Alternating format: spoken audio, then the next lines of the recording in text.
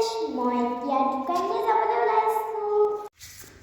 ঘৰতে ইমান ষ্টাইল কাচি কাচি দোকানলৈ যাওঁ না আইঅ তুমি চাহ তাই ষ্টাইল চাহ আপোনাৰটো কি হৈছে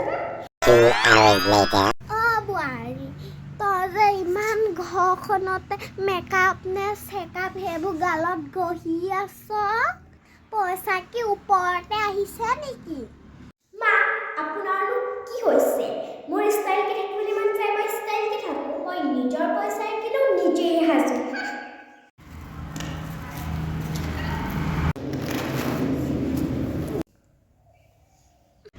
এই ভাগৰ লাগিছে গালে গালে চিনি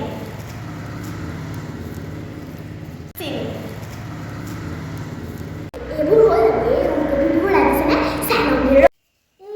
ওই তোৰ লাগিছে